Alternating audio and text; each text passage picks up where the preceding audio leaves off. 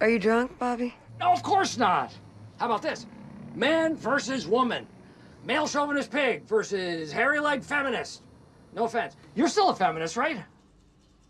No, I'm a tennis player who happens to be a woman. That's right. That's exactly who you are. And I am a tennis player who happens to be a man. What drew us to the project, I think, was all the things that we didn't know about the story and what was going on at the time in Billie Jean's personal life and Bobby Riggs's life, and actually all the colorful characters in this movie. There's just so many incredible personalities. So, and I remember it was a huge deal.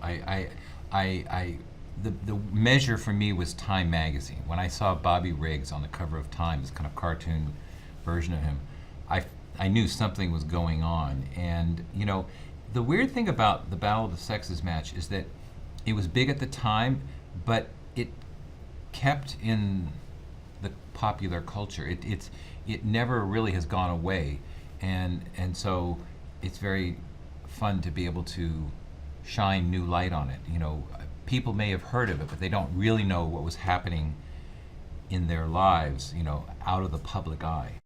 With your hair, what do you want to do with it? Oh. It doesn't matter. You can just get it on my face.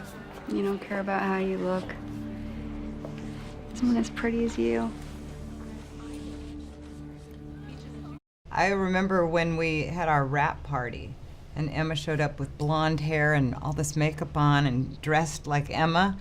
We both kind of felt like, wait a minute, Emma Stone is here, because the whole time we were shooting it, I just felt like we were working with Billie Jean, and it's so fun to see Emma really disappear into a role, and she loves challenging herself, so she took it on and gained 15 pounds and worked out for 4 months, so I'm very proud of the work she does in this film.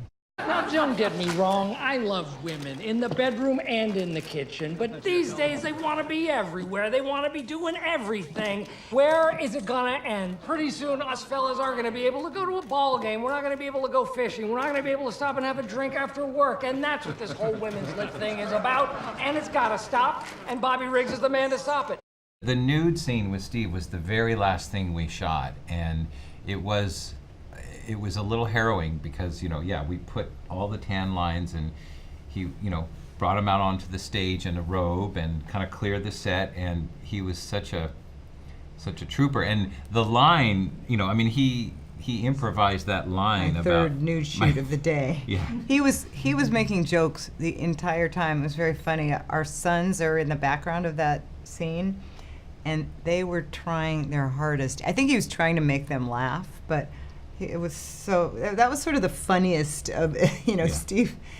People always say, what's it like working with Steve? He's funny? And that shoot in particular, he was making us all bend over in pain. But the thing about Steve in this movie is, he is literally naked in one scene, but he did bare his soul as well. He really, what was great about having Steve as Bobby Riggs is that there was a whole other side of Bobby that no one knew, and Steve could really dive deeply into the character and show the complexity and all that was going on and all that made Bobby who he is. So he really got inside it. Ladies and gentlemen, this is Custer's last stand.